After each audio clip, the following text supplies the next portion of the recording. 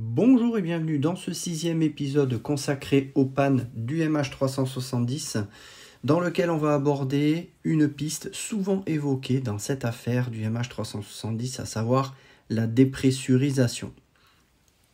Assez rapidement, la piste de la dépressurisation a été suggérée au vu des éléments du début de la disparition. Le lien a régulièrement été fait avec le vol Helios 522. On va donc s'intéresser dans un premier temps à ce qui est arrivé à ce vol Helios 522 pour tenter de noter les similitudes avec le vol MH370 et voir si cela pourrait correspondre. On abordera ensuite le fonctionnement de la pressurisation à bord d'un avion de ligne de manière générale pour découvrir comment cela se passe ensuite sur un Boeing 777. Comment une panne de pressurisation ou une dépressurisation est gérée par un équipage, l'autonomie en oxygène des passagers et membres d'équipage, pour finir avec une analyse approfondie de l'Interactive Flight Entertainment, l'IFE, qui est un élément laissant justement penser à certaines personnes que les passagers n'étaient plus conscients lorsque le système SATCOM s'est reconnecté au réseau dans le détroit de Malacca. On va commencer par le cas du vol Helios 522. 14 août 2005, le Boeing 737 assurant le vol Helios 522 entre Larnaca et Prague devait assurer une escale à Athènes. Au cours de la montée, le système de pressurisation ayant été laissé sur manuel après une opération de maintenance, celui-ci ne fonctionne pas. L'équipage ne remarque pas que le système n'est pas configuré correctement et n'interprète pas correctement la panne lorsque celle-ci se déclenche. À partir de là, les pilotes qui auraient dû immédiatement se saisir de leur masque à oxygène vont progressivement tomber en état d'hypoxie. À l'arrière, les masques à oxygène tombent pour les passagers, mais leur autonomie n'étant prévue que pour durer une dizaine de minutes, le temps nécessaire justement à une descente d'urgence qui n'aura pas été faite sur ce vol-là, eh bien tous les passagers vont tomber progressivement inconscients. Plus personne ne pilote l'avion et les passagers tombent également inconscients avec le reste de l'équipage. L'avion a continué à monter et la température a chuté également rapidement. Un steward est toutefois resté éveillé grâce à une bouteille oxygène portable et rejoint le cockpit, mais les effets de l'hypoxie ne lui permettent pas d'empêcher que l'avion s'écrase après être tombé à court de carburant. Et tout cela s'est déroulé sous les yeux de 2 pilotes de F-16 grecs qui ont accompagné l'avion qui ne répondait plus aux appels radio du contrôle aérien. Alors quand on voit ça, on se dit il y a des similitudes avec le vol MH370 qui saute aux yeux. Alors, se pourrait-il que le MH370 ait subi ce même destin funeste? Dans le cas du vol Helios, un simple bouton qui était resté en position manuelle a suffi pour provoquer cet accident. Pourtant, l'équipage avait bien effectué la checklist. Il aurait donc dû noter que ce bouton n'était pas dans la bonne position. Donc il y a aussi une erreur de l'équipage là-dessus. Sur Boeing 777, le système de pressurisation est encore plus automatisé que sur Boeing 737. Vous avez ici le panneau gérant la pressurisation qui est situé sur le panneau supérieur à droite, en gros au-dessus de la tête du copilote. Vous avez 2 boutons qui gèrent automatiquement les trappes que l'on appelle les outflow valves. Alors pour comprendre, intéressons-nous à la façon dont le système fonctionne sur Boeing 777. Mais avant ça, de manière plus générale. Dans un avion de ligne, il est indispensable de créer une pression dans la cabine qui soit suffisante pour que les passagers puissent respirer normalement, sans avoir à porter un masque à oxygène pendant tout le vol. Quand on monte en altitude, la pression de l'air diminue et par la même occasion, l'oxygène est moindre. À une altitude de plus de 9000 mètres, il est tout simplement impossible de respirer car la pression est trop faible. C'est exactement le même principe que vous rencontrez quand vous partez à la montagne. Au bout d'une certaine hauteur, une certaine altitude, eh bien vous allez avoir plus de mal à respirer. Donc à haute altitude, soit on porte un masque qui fournit de l'oxygène, ce qui se fait sur avion de combat, soit on recrée une atmosphère avec une pression suffisante pour permettre aux gens de respirer normalement sans masque. Et c'est le but du système de pressurisation dans un avion. Toutefois, le système ne peut pas maintenir une pression équivalente à celle régnant près du sol, car une contrainte mécanique l'en empêche, c'est la résistance du fuselage. Pour comprendre, prenons l'exemple d'un simple ballon gonflable. Quand on souffle à l'intérieur, on augmente la pression à l'intérieur du ballon. Cette pression prise au piège dans le ballon pousse le plastique qui se déforme, donnant ainsi la forme caractéristique de ce ballon. Mais si on souffle trop, la pression devient alors trop forte dans le ballon et trop forte pour le plastique qui va se déchirer et le ballon explose. C'est la différence de pression entre l'intérieur du ballon et l'extérieur du ballon qui est responsable de cela. Il faut comprendre qu'il se passe exactement la même chose dans un fuselage d'avion. C'est juste que la structure est plus rigide et donc qu'on ne voit pas visuellement la déformation du fuselage. Pourtant, je peux vous assurer qu'il y a bien une déformation qui se produit. Et donc, une contrainte exercée sur les parois du fuselage. Si on recrée une pression trop forte dans le fuselage, eh bien, celui-ci va littéralement exploser. On va donc faire en sorte, dans un avion, la même chose que ce que l'on va faire dans un ballon en plastique. Injecter de l'air dans la cabine, suffisamment pour que la pression soit confortable et respirable, mais pas trop pour ne pas que l'avion explose. Alors, où trouve-t-on cet air ? Eh bien, tout simplement au niveau des moteurs. Il nous faut de l'air suffisamment sous pression et justement les monteurs compriment cet air avant de pouvoir le mélanger au carburant. On va donc prélever une partie de cet air et le dérouter vers des systèmes que l'on appelle des PAC, pour Pressurization and Air Conditioning Kit. Cet air est très chaud, de l'ordre de 600 degrés. Il faudra donc le refroidir via des échangeurs de chaleur afin qu'il soit envoyé dans la cabine à une température acceptable. Ces échangeurs de chaleur sont situés entre les ailes de l'avion et c'est ce qui fait justement énormément de bruit quand un avion est au parking. Il faut ensuite réguler cette pression dans la cabine pour s'assurer qu'elle ne dépasse pas le seuil critique de la résistance du fuselage. Un Boeing 777 a un différentiel maximum à ne pas dépasser entre l'extérieur et l'intérieur. Cette différence, comme le stipule le manuel du Boeing 777, ne doit pas dépasser 8,6 PSID, ce qu'on appelle les PSID, plus ou moins 0,5.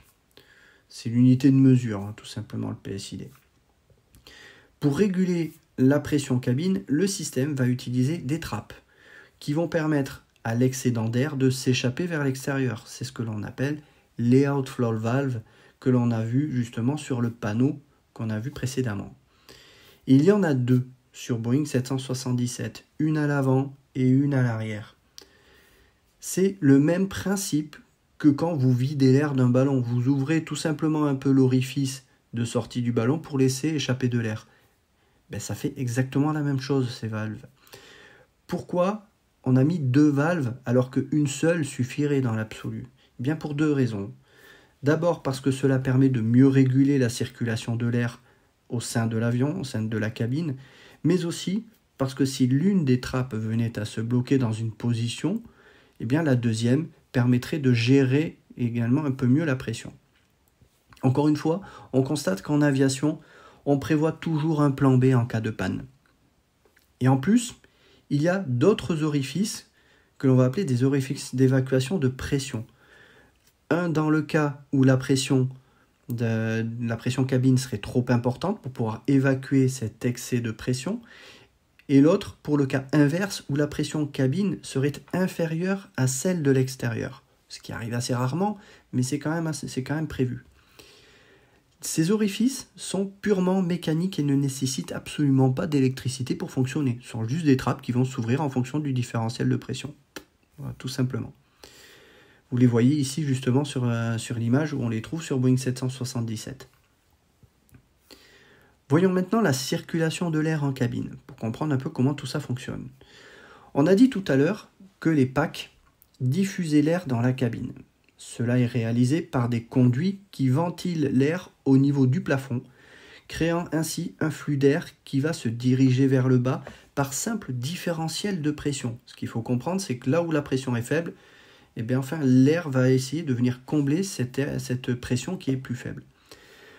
En effet, les outflow valves situées en bas de l'avion créent une sorte d'aspiration qui diminue la pression dans les parties basses de l'avion, à savoir notamment la soute à bagages.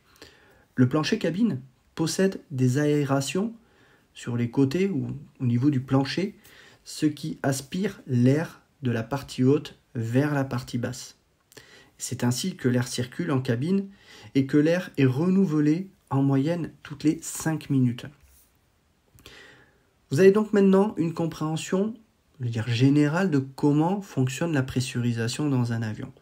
Une dépressurisation, c'est une perte brutale d'air en cabine, qui peut être due à plusieurs facteurs, plusieurs raisons.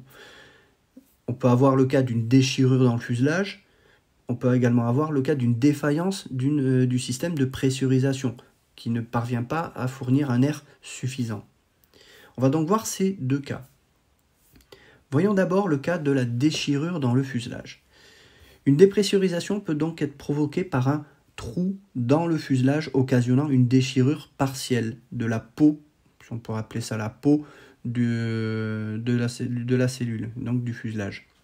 La structure du fuselage d'un avion est justement étudiée pour limiter cette déchirure afin qu'elle soit le plus possible limitée à une faible surface, de façon à ce que l'air qui s'échappe ne compromettent pas l'intégrité structurelle de l'avion.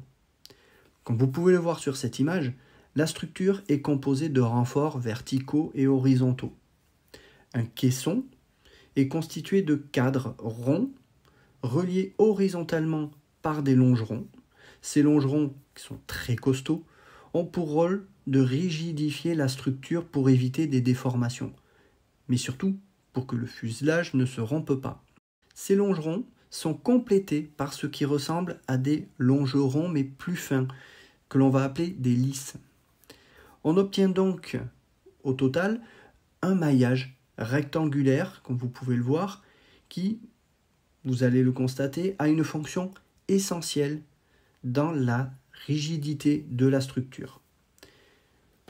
Sur cette structure, on va venir fixer un revêtement, ou ce qu'on pourrait appeler également la peau, puisqu'en anglais on appelle ça skin, donc si on traduit c'est la peau. Donc vous comprenez bien que c'est un panneau qui vient fermer tout ça. Ce panneau est généralement en aluminium et relativement fin. Il faut savoir que l'épaisseur dans un avion de cette peau, elle peut varier entre 0,5 mm et 2 mm, ce qui est quand même très faible. Si un trou venait à apparaître brutalement, par exemple par un projectile, il peut perforer aisément le panneau, créant une brèche dans le fuselage dans lequel l'air de la cabine, qui est à une pression plus élevée que l'extérieur, va immédiatement vouloir s'échapper. Et c'est là que le maillage rectangulaire est extrêmement important. L'air va vouloir sortir avec une telle brutalité que la force va littéralement arracher le panneau autour de ce trou. Ces fissures qui vont se créer vont se propager le long du panneau jusqu'à rencontrer un obstacle. Et cet obstacle, c'est la jonction entre l'hélice et les cadres. La déchirure sera alors circonscrite à une faible surface, donc dans cet espace un petit peu rectangulaire. Toutefois, il existe dans l'histoire des cas qui sont quand même très rares où ces déchirures n'ont pas pu être contenues. C'est le cas du vol Aloha 243 qui a eu lieu le 2 avril 1988. Un Boeing 737-200 assurant un vol entre des îles hawaïennes a été victime d'une dépressurisation brutale avec l'arrachement d'une grosse portion de la partie supérieure du fuselage.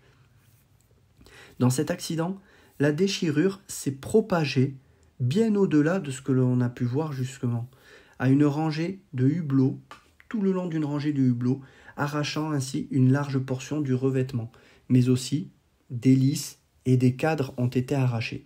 Fort heureusement, l'avion est parvenu à se poser. Cet événement extrêmement rare n'a pu être possible que par des conditions très particulières, à savoir une usure prématurée de l'avion occasionnée par deux facteurs principaux, on va dire. D'abord, les conditions climatiques propres à la région de Hawaï. Une forte humidité conjuguée à un air fortement salé et propice à la corrosion, créant ainsi des micro-fissures à des endroits plus faibles, en l'occurrence autour des hublots justement. Et ensuite, par l'utilisation de l'avion sur des trajets courts, augmentant plus rapidement que la moyenne le nombre de cycles de cet avion. Alors un cycle, qu'est-ce que c'est ? Un cycle, c'est un moyen de mesurer le vieillissement d'un avion. De manière générale, on considère qu'un cycle correspond à un décollage et un atterrissage. Vous me direz, on pourrait appeler cela un vol plutôt qu'un cycle. Mais cette notion de cycle fait référence à une contrainte qui s'exerce sur la cellule à chaque vol. Un cycle, du point de vue technique, sera plutôt un cycle de pressurisation de la cabine. Explication. Quand l'avion monte, il se pressurise. La pression de l'air en cabine va alors exercer une pression sur les parois du fuselage, de plus en plus forte au fur et à mesure de la montée. En croisière, cette pression sera constante, donc la pression sera stable. Quand l'avion va redescendre, la pressurisation va diminuer et la pression sur les parois diminuera également.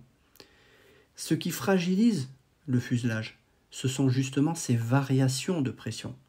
Puisqu'on l'a dit, le fuselage en fait, il est soumis sous une telle pression qu'en fait, il va s'étirer sous l'effet de la pression de l'air dans la cabine, puis, quand la pression va diminuer, il va revenir à son état de repos. Dans le cas du vol Aloha 243, l'avion avait effectué tellement de vols courts que le nombre de cycles était très élevé. Et conjugué à la corrosion qui avait créé des micro-fissures, cela a amené à une fragilisation de la cellule à des endroits bien précis qui n'ont pas résisté à un nouveau cycle de pressurisation. Pourtant, l'avion n'avait que 19 ans, mais le concepteur avait prévu l'avion pour une durée de vie de 75 000 cycles. Et à la date de l'accident, l'avion avait effectué 89 090 cycles, bien plus que ce pour quoi il avait été conçu. Alors, cela aurait dû nécessiter un suivi plus approfondi pour rechercher d'éventuels signes de fatigue, ce qui n'a pas été le cas en termes de maintenance. Donc il y a également un défaut de maintenance dans ce cas-là. Qu'en est-il de l'avion 9M MRO qui assurait le vol MH370 cette nuit-là ? Bien, l'avion avait 7526 cycles à la date de sa disparition, comme l'indique le rapport factuel. Le Boeing 777-200 est validé pour une durée de vie de 40 000 cycles. C'est bien moins, vous me ferez remarquer, que le Boeing 737 d'Aloha. Mais ce qu'il faut comprendre, c'est qu'un cycle de Boeing 737 ne correspond pas du tout à un cycle de Boeing 777. Il faut mettre cela en corrélation avec le temps de vol moyen du type d'avion. Un Boeing 737-200 va effectuer des vols de 1 heure à peut-être 4 heures maximum, là où un vol sur Boeing 777 durera généralement bien au-delà des 6 heures. Du moins généralement. Le temps de pressurisation que subit la cellule est donc très différent entre ces deux modèles d'avion. Mais ce que l'on constate, c'est que sur le cas du MH370, avec seulement 7526 cycles, eh bien l'avion 9M MRO n'était même pas au quart de sa durée de vie. Et le nombre d'heures de vol, qui est de 53 471,6 heures, est justement dans les normes pour ce nombre de cycles, puisque cela correspond à une moyenne de 7,1 heures de vol par cycle. Donc même si la Malaisie et les régions dans lesquelles opérait cet avion est une région qui est assez humide et maritime, ça n'a rien de comparable avec Hawaï qui est considérée comme la région la plus sensible en termes de corrosion au monde. Il n'y a donc pas lieu de penser que le MH370 aurait pu subir un événement de ce type correspondant à la loi 243. Voyons un peu maintenant le cas d'une bombe. Si l'on prend le cas d'une bombe, l'énergie libérée est bien plus importante que celle de la pressurisation et cela va toucher une grande portion du panneau du fuselage et donc davantage de zones rectangulaires comme vous pouvez le voir entre les cadres et l'hélice. Les dégâts peuvent être tels que les longerons et les cadres ne pourront pas absorber cette énergie et le fuselage peut rapidement se rompre, ce qui peut avoir des effets catastrophiques à haute altitude. Et c'est l'écart de pression entre la cabine et l'extérieur qui va justement décupler l'énergie de la bombe. C'est pour ça qu'on considère qu'une bombe est moins dangereuse à basse altitude qu'à haute altitude, parce qu'à haute altitude, vous avez justement la pressurisation qui vient multiplier la puissance de la bombe, et donc les effets peuvent être désastreux. Sur cette image, on peut voir la déformation occasionnée par une bombe qui, heureusement, a explosé à une altitude assez faible. L'écart de pression entre la cabine et l'extérieur n'était pas encore suffisant pour représenter des déchirures qui auraient amené à une dépressurisation non contenue et donc à une zone plus large. Mais si vous regardez le résultat de cette simulation qui avait été réalisée d'une explosion dans une soute cargo avec un avion qui était pressurisé, eh bien vous voyez que le fuselage est littéralement coupé en deux. Je pense que vous comprenez ce que cela aurait donné en vol. Le MH370 pourrait-il avoir subi une explosion d'une bombe en cabine ou en soute ? Eh bien là, absolument rien ne permet de le supposer. l'avion ayant continué à voler. Pourquoi l'équipage n'aurait-il pas réussi à contacter le contrôle aérien? Mais surtout, la trajectoire observée sur les radars aurait montré une route plus erratique et non aussi linéaire si les pilotes avaient du mal à piloter l'avion. Mais revenons maintenant à notre panneau dans le cockpit. Les deux boutons qui permettent de gérer le mode de fonctionnement de la pressurisation, ce sont ces deux boutons que vous avez là, les outflow valves. Ça permet de gérer, on va dire, individuellement chacune des outflow valves pour les mettre en mode auto, en mode manuel. La position FWR correspond à forward, donc c'est-à-dire la partie avant, et aft correspond à la partie arrière. Par défaut, le mode est en auto, mais en cas de défaillance, l'équipage pourrait très bien basculer en mode manuel en actionnant ces boutons. Et dans ce cas, il pourra gérer l'ouverture et la fermeture de ces outflow valves via les boutons situés juste en dessous.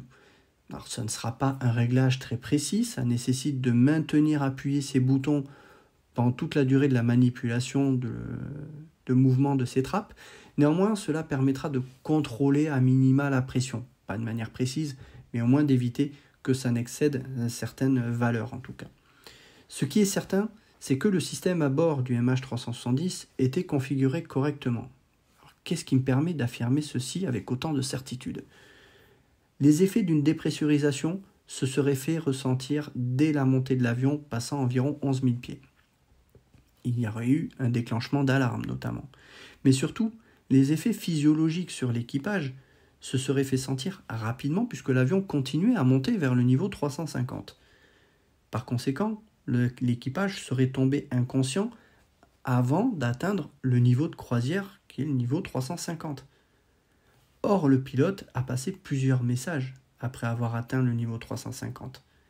Et son dernier message, lors du transfert de contrôle, ne montre aucun signe d'hypoxie. La réponse du pilote est claire et rapide. Tout le contraire de ce qu'on observerait dans le cas d'un pilote sous effet hypoxique, où on aurait un message qui serait lent, presque nonchalant, et voire même incohérent. Donc, la pressurisation fonctionnait bien jusqu'au moment du transfert. Mais ensuite, la question qu'on peut se poser. Voyons maintenant ce qui se passe dans le cas d'une défaillance de la pressurisation.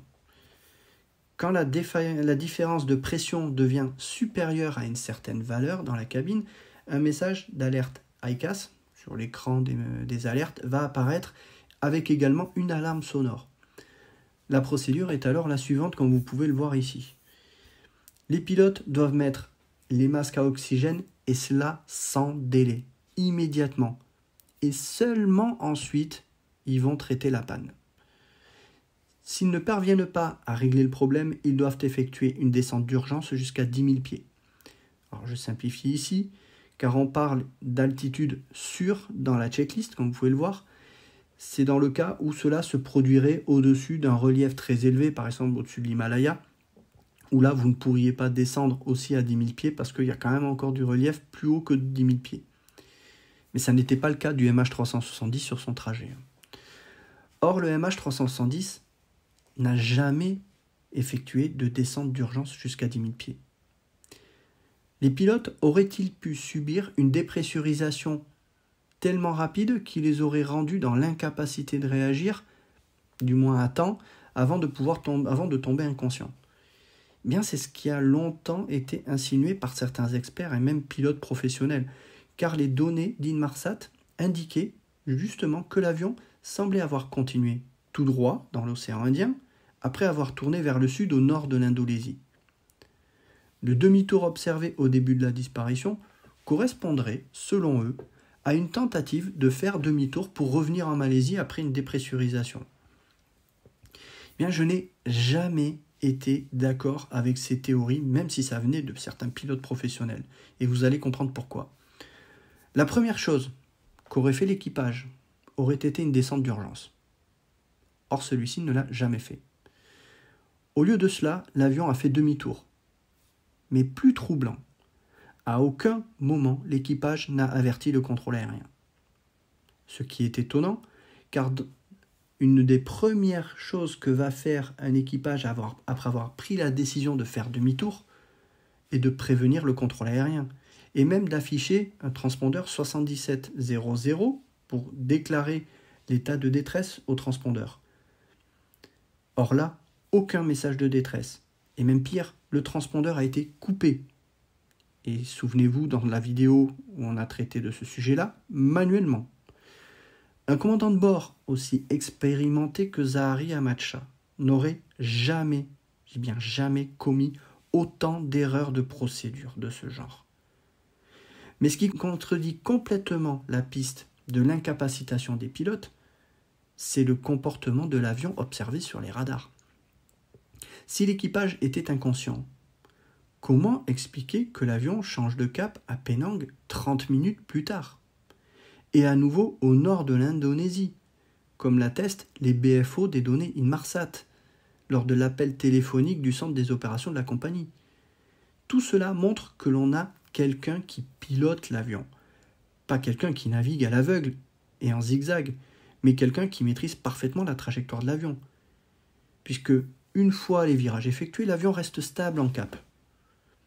Et je m'étonne encore aujourd'hui que certains pilotes de ligne, qui sont des professionnels, continuent à privilégier cette théorie. Pourtant, cela semble être une piste privilégiée par les enquêteurs. Qu'est-ce qui me permet de dire ça ? En mars 2015, un an après la disparition, la Malaisie publie un premier rapport complet que l'on appelle le Factual Report. Alors, comme son nom l'indique, il s'agit d'un rapport relatant des faits. Mais ce rapport nous donne justement des informations intéressantes, à savoir des détails sur le fonctionnement du Boeing 777 et s'attarde notamment sur l'autonomie en oxygène. Alors, sans confirmer qu'il y ait pu y avoir une dépressurisation, ce que l'on constate, c'est que les enquêteurs malaisiens ont clairement voulu laisser des informations dans ce rapport pour montrer que c'est une piste qu'ils ont investiguée, sans pour autant en tirer des conclusions, puisque ça n'était pas l'objectif de ce rapport factuel. On a donc en annexe de ce rapport un tableau qui va s'avérer très intéressant, vous allez voir. Ce tableau comporte deux parties. Celle de gauche est dans le cas où l'avion est à 36 000 pieds, ce qui correspond à peu près à la dernière altitude de l'avion, qui était de 35 000, et une altitude cabine dans ce cas de 8 000 pieds. En clair, ça veut dire qu'il y en a une pression cabine équivalente à une altitude de 8 000 pieds dans la cabine. Donc, la situation où la pressurisation fonctionne. La deuxième partie à droite, dans le cas où l'avion est à 36 000 pieds également, mais cette fois à une altitude cabine de 36 000 pieds. Ce cas-là correspond à la situation où la pressurisation ne fonctionne pas. Pour le cas d'un équipage de 2 pilotes, ce qui était le cas du MH370, les pilotes auraient eu une autonomie en oxygène de 13 heures, largement au-dessus de la capacité en carburant qu'avait l'avion. Et pour le cas où il n'y aurait qu'un seul pilote dans le cockpit, le pilote aurait eu une autonomie en oxygène de 27 heures. Ces valeurs sont valables pour un système d'oxygène, bien entendu, à 100% de sa capacité. Et on sait une chose très importante sur ce point, c'est que l'avion a eu son réservoir d'oxygène pour l'équipage qui a été rempli juste avant ce vol, comme le prouve notamment le log technique de ce même rapport. Comme détaillé dans ce même rapport, la raison de ce complément d'oxygène est liée à une opération de maintenance courante. Le technicien ayant préparé l'avion a noté une valeur de 1120 PSI et a donc procédé au remplissage en oxygène des bouteilles pour obtenir une valeur nominale de 1800 PSI. Cet écart n'est absolument pas inhabituel et aucune fuite n'avait été repérée. Conclusion, le système d'oxygène de l'équipage était parfaitement fonctionnel avant le départ de l'avion. Rapidement, ce remplissage est arrivé aux oreilles des journalistes et certains ont vu là quelque chose de suspect. Le commandant de bord aurait, selon certains journalistes, demandé le remplissage de l'oxygène. Celui-ci étant suspecté déjà à l'époque d'avoir commis un acte de détournement sur l'avion, aurait voulu s'assurer qu'il aurait suffisamment d'oxygène pour pouvoir commettre justement une dépressurisation volontaire de l'avion. Alors, même si je pense que la piste d'une dépressurisation volontaire est possible, il faut avouer qu'il n'y a aucun lien avec cette opération de routine. De même qu'il n'y a absolument aucun élément, ni même la moindre preuve, attestant que cette opération a été effectuée à la demande du commandant de bord. Il faut bien recadrer les rumeurs. Ce qui est important ici, c'est de constater que les rapports malaisiens nous donnent des éléments factuels sur lesquels travailler. Pour autant, ils ne nous disent pas si c'est une piste liée à une défaillance technique ou un acte volontaire. Et les autorités ne se sont jamais, je dis bien jamais, aventurées à suggérer l'une ou l'autre de ces hypothèses. Ce qui est une attitude que je qualifierais de prudente. Après, à nous, enquêteurs indépendants, d'en tirer nos propres interprétations. Voyons maintenant l'autonomie en oxygène des PNC. Donc c'est personnels navigants commerciaux, à savoir les hôtesses et stewards. Donc ils disposent de bouteilles d'oxygène portables afin de pouvoir se déplacer en cabine si nécessaire. Là encore, ce rapport factuel nous apporte des précisions qui sont toutefois moins précises que pour les pilotes en ce qui concerne l'autonomie de ces bouteilles. La raison est qu'il s'agit d'un système qui fonctionne avec un débit variable. Dans le cas des pilotes, l'oxygène est fourni à un débit constant, ce qui permet d'avoir une idée relativement précise de l'autonomie en oxygène. Alors que pour les bouteilles portables, le débit va dépendre principalement du bouton rotatif qui va permettre de réguler un débit, comme nous l'explique la doc, entre 0 et 20 litres par minute. Mais ce débit va aussi dépendre de la pression extérieure et donc de la cabine. Comprenez par là que l'autonomie de la bouteille sera très différente si on a une altitude cabine de 8000 pieds ou une altitude cabine de 35 000 pieds. En clair, la bouteille aura une autonomie nettement inférieure dans le cas d'une dépressurisation totale de l'avion. De combien? Cela, c'est assez difficile à dire. Les estimations vont de l'ordre d'environ 15 minutes par bouteille. Le rapport nous indique d'ailleurs qu'il y avait 15 bouteilles disposées un peu partout dans la cabine des passagers. Le but étant que le personnel de cabine puisse se saisir rapidement d'une bouteille, quel que soit l'endroit où il se trouve dans l'avion si une dépressurisation se produit de manière brutale. Il y avait 11 personnels de cabine à bord du MH370. Chacun disposait donc d'au moins une bouteille d'oxygène portable. Il en restait donc 4 supplémentaires pouvant permettre d'accroître l'autonomie en oxygène de certaines personnes, mais pas toutes. Si l'on considère que le copilote était aussi dans la cabine, alors on peut raisonnablement le penser, puisqu'il y a certains détails qui nous montrent que le téléphone du copilote a borné à Penang, donc potentiellement on peut penser que le copilote était dans la cabine passager. Ça, je précise bien, c'est une hypothèse. Alors pour ce qui est de savoir pourquoi le copilote était dans la cabine passager, ça fera l'objet du dernier épisode. Bref, on peut en déduire que le personnel de cabine pouvait potentiellement tenir une quarantaine de minutes maximum avant de tomber à court d'oxygène avec les bouteilles portables. Gardez cela en tête car on y reviendra au dernier épisode de la série, car cela a son importance. L'oxygène des passagers. Comme décrit dans le rapport malaisien, en cas de dépressurisation, les masques à oxygène sont déployés automatiquement. Plus précisément, c'est quand l'altitude cabine passe au-dessus de 13 500 pieds. Cette information que l'on a dans le rapport malaisien est tout à fait correcte. On peut la retrouver d'ailleurs dans le manuel du Boeing 777. L'autonomie en oxygène est de 22 minutes environ. Donc, les Malaisiens ont bien cherché des infos au bon endroit, puisque l'autonomie correspond à ce qu'on retrouve dans les manuels de Boeing. Mais intéressons-nous au fonctionnement de ce système. Alors, il faut savoir que lorsque les masques tombent en cabine, ils ne délivrent pas encore d'oxygène. Ces bouteilles sont des bouteilles à réaction chimique. Le principe est de faire réagir deux composés chimiques afin que leur réaction dégage de l'oxygène. Mais pour cela, il faut déclencher la réaction. Un peu comme une grenade, on va retirer une goupille qui va activer la réaction dans la grenade. Et bien là, c'est pareil dans une bouteille. Cette goupille, elle est retirée dès qu'un masque est tiré par un des passagers. Cela va déclencher alors la réaction chimique qui ne peut dès lors plus s'arrêter jusqu'à épuisement. Cela signifie que dès que la bouteille est déclenchée, la bouteille va fournir de l'oxygène à un débit constant que le passager respire ou pas dans le masque.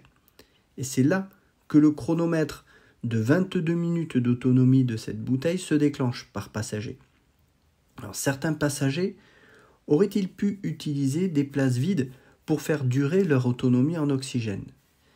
C'est là que c'est intéressant de jeter un œil sur l'occupation de l'avion et la répartition des passagers. Et il y a potentiellement des espaces entre certains passagers qui pourraient laisser une bouteille non percutée, notamment en première classe. Mais dans la classe éco, l'avion est quand même bien rempli. Donc il y a peu de chances que les passagers de classe éco aient pu tenir plus de 22 minutes dans le cadre d'une dépressurisation, hormis quelques-uns.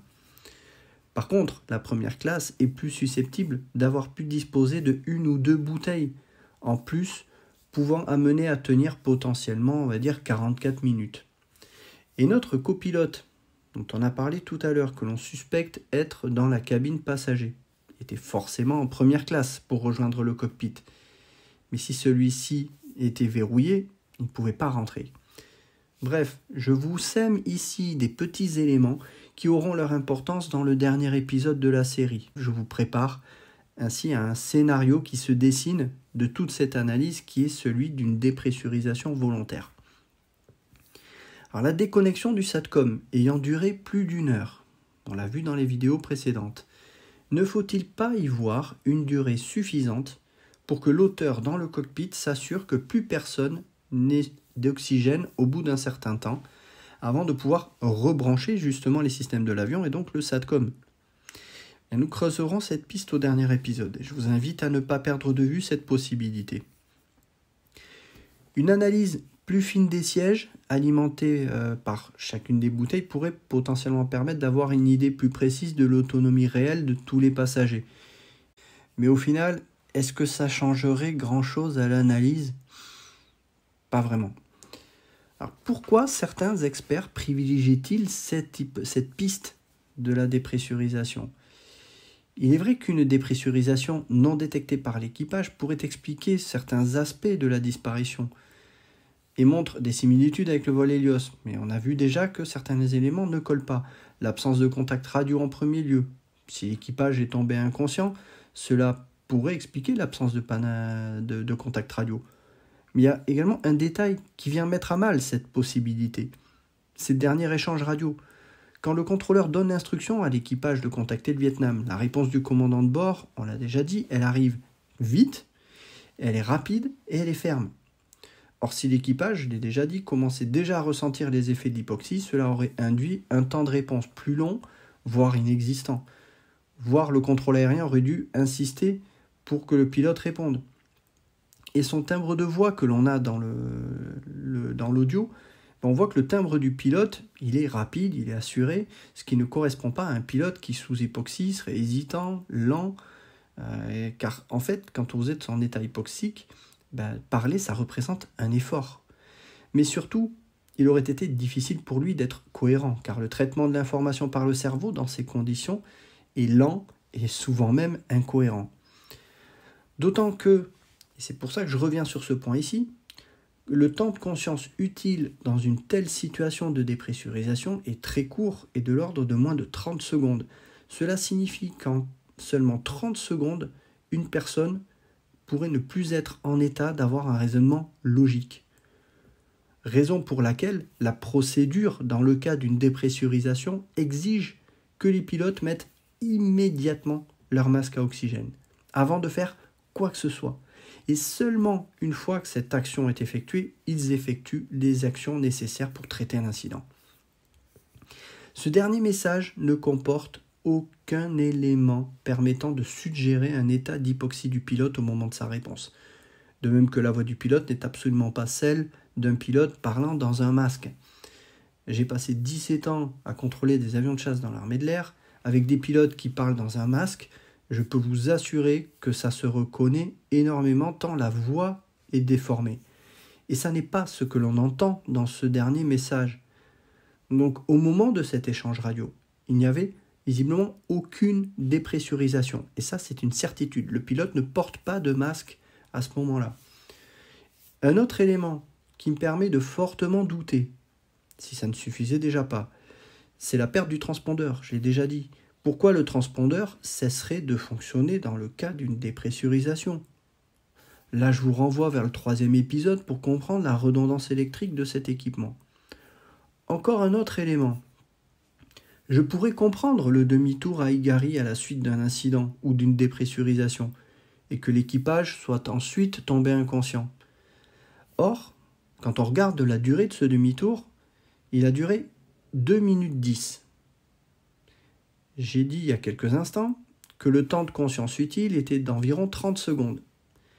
Cela signifie que si le pilote avait entamé ce demi-tour à la suite d'une dépressurisation et qu'il n'avait pas mis le masque à oxygène, il serait tombé inconscient avant même la fin du virage. Or, on sait que l'avion n'était pas en pilote automatique pendant ce demi-tour, comme l'ont démontré Jean-Luc Marchand et Patrick Bléhy, car ce demi-tour était impossible à réaliser en un temps de 2 minutes 10, en étant en pilote automatique. Et en plus avec un rayon de virage qui est trop serré pour être fait également aussi en pilotage automatique. Donc, quelqu'un pilotait l'avion pendant ce virage. Quand le demi-tour s'est terminé au bout de 2 minutes 10, ça voudrait dire qu'aucun des pilotes n'aurait été conscient s'il n'avait pas mis le masque à oxygène. Ce que je veux vous faire remarquer ici, c'est que pour que l'avion arrête son virage, comme on le remarque sur les données radars, il y avait obligatoirement un pilote conscient qui le pilotait à ce moment-là, qui lui a fait arrêter ce virage, car cela aurait été sinon impossible au bout de 2 minutes 10 sans masque à oxygène. Comment également expliquer qu'environ 30 minutes plus tard, au-dessus de Penang, l'avion change de cap ? Comment expliquer que, encore 20 minutes encore après ça, après Penang, dans le détroit de Malacca, l'avion change une fois de plus de cap, comme le prouve le BFO lors de l'appel téléphonique de la compagnie aérienne via le SATCOM. Ça n'est pas un comportement d'un avion avec un équipage inconscient que l'on observe là. Il y a quelqu'un aux commandes, et ça c'est une certitude. Il a aussi été évoqué la piste d'un incendie dans la soute à bagages, comme origine d'une dépressurisation. Toi, cette piste, on l'évoquera un peu plus en détail dans le prochain épisode. Mais une question doit être posée, car trop souvent ignorée. A-t-on des preuves d'une dépressurisation dans le cas du MH370 ? Est-ce qu'une dépressurisation a vraiment eu lieu dans le MH370 ? En d'autres termes, les théories de certains experts et même pilotes de ligne sont-elles basées sur des faits avérés ou sur des suppositions ? Eh bien, vous allez voir que cela n'est pas si évident que cela. Pour cela, revenons sur la reconnexion de la CARS. Comme nous l'avons vu dans l'épisode sur le SATCOM, lorsque l'avion s'est reconnecté au réseau dans le détroit de Malacca. Le système IFE, Interactive Flight Entertainment, qui est le système de divertissement des passagers qui permet notamment d'avoir accès à Internet. Eh bien, ce système s'est également reconnecté au SATCOM. C'est donc la preuve que l'IFE fonctionnait et que les passagers avaient, en théorie, accès à Internet, mais aussi au téléphone qui sont sur les sièges, pour pouvoir éventuellement appeler vers l'extérieur. Pourquoi aucun d'entre eux n'a alors tenté d'utiliser ce moyen pour communiquer vers l'extérieur ? Surtout que des applis comme WeChat, très répandues à cette époque dans ces pays sur les téléphones portables, sont des applis utilisant Internet. Et il n'y a aucune, je dis bien aucune, activité, quelle qu'elle soit, en provenance de l'IFE sur le réseau Inmarsat après cette reconnexion. Sinon, on en aurait eu trace dans le log de communication. Alors peut-on en conclure que tous les passagers n'étaient plus en vie à cet instant ? C'est tout à fait possible, comme le pense aussi Patrick Bléhy. Toutefois, il y a une question que je me suis posée. Dans le cockpit, sur le panneau supérieur, vous avez un bouton IFE qui permet d'isoler l'IFE du réseau électrique de l'avion. Cela évite qu'en cas de court-circuit, cela puisse dégénérer en un incendie incontrôlable, exactement ce qui est arrivé au vol Swissair 111 le 2 septembre 1998. Dans le cas d'un acte volontaire, il apparaissait évident que la personne dans le cockpit aurait bloqué l'accès à l'IFE des passagers, pour ne pas qu'ils lancent l'alerte sur ce qui se passait à bord de cet avion. Mais si l'IFE s'est reconnecté au réseau Inmarsat, cela voudrait-il dire que ce bouton n'a pas été touché ? C'est un point important à vérifier, car si ce bouton n'était pas actionné, alors des passagers auraient été en mesure de communiquer vers l'extérieur, s'ils étaient conscients après la reconnexion du SATCOM. Il faut donc savoir, du point de vue technique, à quel niveau se situe la coupure du système IFE avec ce bouton. Et pour accéder au SATCOM, l'IFE est forcément relié à un boîtier qui assure la fonction de modem, exactement comme une box internet à votre domicile. Il faut donc identifier quel sous-ensemble de l'IFE assure cette fonction.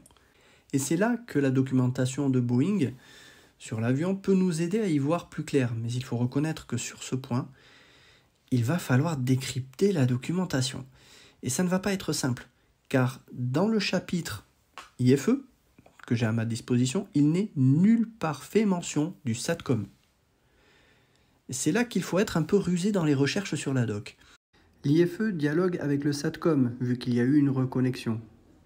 Le SATCOM dialogue avec l'AIMS. Et c'est souvent l'AIMS qui fait l'interface avec le SATCOM. Cherchons donc quelle partie de l'IFE est en liaison avec l'AIMS. Sur ce schéma, indiquant les interfaces de l'IFE avec l'avion, on constate que deux systèmes communiquent avec l'AIMS, le PIIC et le EPESC. Des bien grands mots, vous allez me dire, mais regardons un petit peu à quoi correspondent justement ces éléments-là. Le PIIC, qu'est-ce que c'est ? C'est le Passenger In-Flight Information Computer.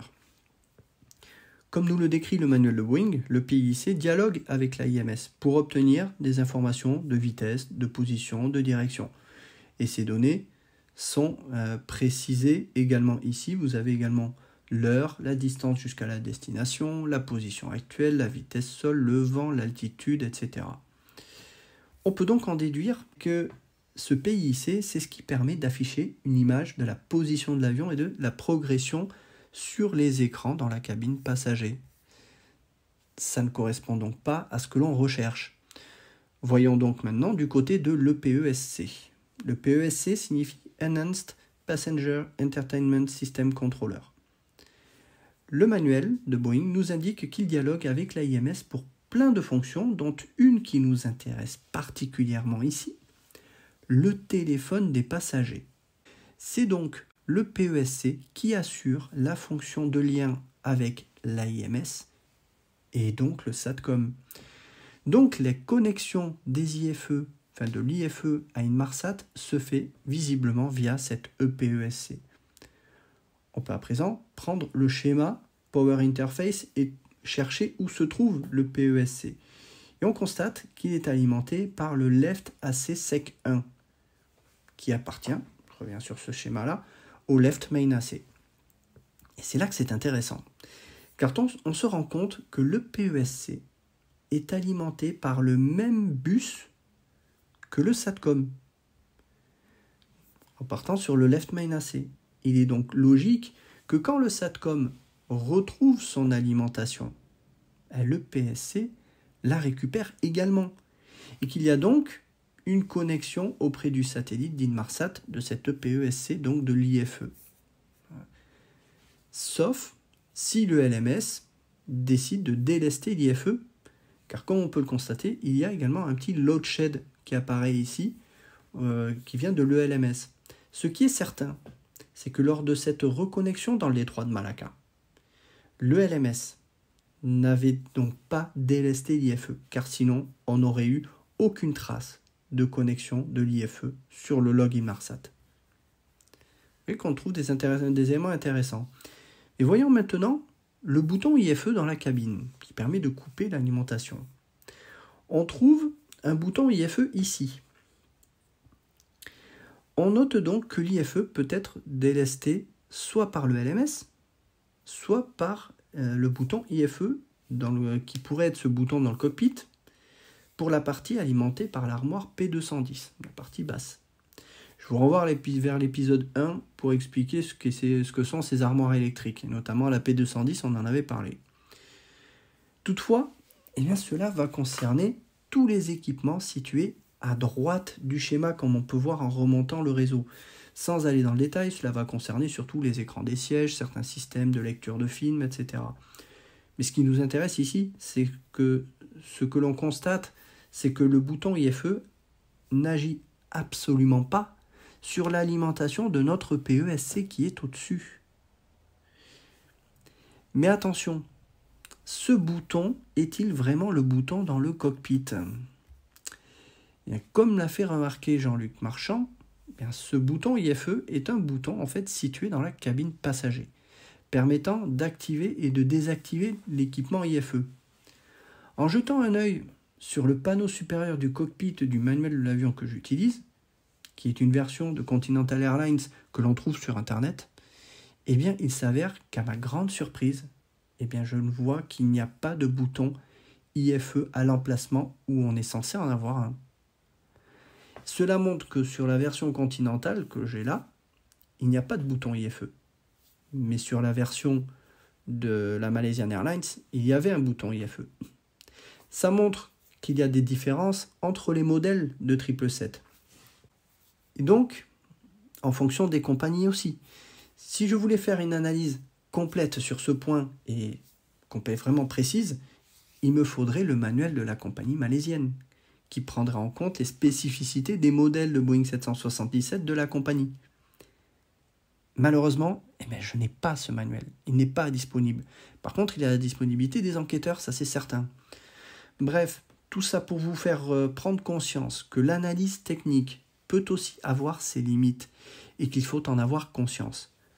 Quoi qu'il en soit, nos investigations avec Jean-Luc Marchand, sur la base de manuels d'autres compagnies, que je ne publierai pas ici, semblent indiquer que le bouton IFE agit directement sur l'alimentation des sièges qui vient du right main AC. La même alimentation, vous me direz, que ce que l'on a dans cette vidéo avec le bouton IFE. À un détail près, c'est que cela coupe l'alimentation de tout ce qui fonctionne en électrique sur les sièges, en cabine. C'est donc plus radical, mais notre EPESC n'est pas concerné par cette coupure électrique, puisque celui-ci n'est pas sur le bus right main AC, mais sur le left main AC. J'espère que vous avez un peu suivi mon raisonnement. On peut donc raisonnablement en déduire que couper l'IFE avec le bouton du cockpit n'empêchait pas l'IFE de se connecter à Inmarsat lors de la reconnexion. Toutefois, ça empêchait bien les passagers de communiquer vers l'extérieur puisque ça désactivait complètement l'alimentation électrique des sièges. La conclusion est que l'on ne peut pas savoir si l'absence de communication après la reconnexion du SATCOM est due au fait que les passagers étaient inconscients à cause d'une dépressurisation ou si quelqu'un avait touché au bouton IFE dans le cockpit. La piste de la dépressurisation repose donc davantage sur une prise de position plus que sur des faits incontestables. Si l'absence de communication laisse fortement penser que les passagers étaient inconscients, celle-ci peut aussi s'expliquer par une action sur le bouton IFE dans le cockpit. Il est impossible, en l'état actuel des éléments dont on dispose, de savoir laquelle de ces deux possibilités était valide au moment de la reconnexion du SATCOM. Mais y a-t-il réellement eu une dépressurisation, accidentelle ou volontaire par quelqu'un depuis le cockpit ? Personne ne peut le prouver à l'heure actuelle. C'est pourquoi ce sujet fait encore débat aujourd'hui. Toutefois, une dépressurisation accidentelle comporte bon nombre d'incohérences que j'ai pu mettre en évidence dans cet épisode. Si le demi-tour à Igari peut être envisagé comme une volonté des pilotes de faire rapidement demi-tour après une dépressurisation brutale, pourquoi n'aurait-il pas mis leur masque immédiatement comme l'exige la procédure ? Pourquoi le transpondeur a-t-il cessé de fonctionner ? Pourquoi n'ont-ils pas lancé un message de détresse à la radio ? Les faits démontrent que quelqu'un était aux commandes lors du demi-tour à Igari, puis au-dessus de Penang, et ce, bien au-delà du temps de conscience utile de moins de 30 secondes. Sinon, l'avion n'aurait jamais tourné vers le nord-ouest à Penang. Dans ce cas, pourquoi cette personne n'a-t-elle pas cherché à joindre le contrôle aérien par radio? Les faits démontrent ensuite que l'avion a viré vers le sud, au nord de l'Indonésie, après être sorti de la couverture du radar malaisien. Donc il y avait, là encore, quelqu'un aux commandes. La conclusion est qu'il est évident que s'il y a eu une dépressurisation, le cockpit a été épargné.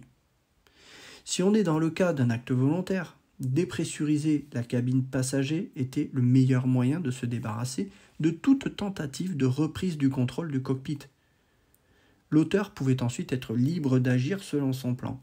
La dépressurisation accidentelle pose tellement de problématiques qui ne correspondent pas aux faits dont nous disposons, au point qu'elle n'est peu crédible. Un acte volontaire reste donc à privilégier. Mais pour ce qui est de répondre à la question, l'auteur a-t-il dépressurisé volontairement l'avion? Il n'est pas possible de répondre à cette question avec certitude à l'heure actuelle. Même si je privilégie fortement cette éventualité, il faut être honnête et franc, on ne dispose pas de suffisamment de preuves sur ce point. Je le dis, je le répète, seule la boîte noire qui enregistre les données de vol, à savoir le Flight Data Recorder, le FDR, sera en mesure de répondre à cette question, car sa durée d'enregistrement était de 24 ou 25 heures. Donc on le saura quand on retrouvera l'avion, si le FDR s'avère exploitable. Dans le prochain épisode, nous aborderons la piste de l'incendie dans la soute cargo.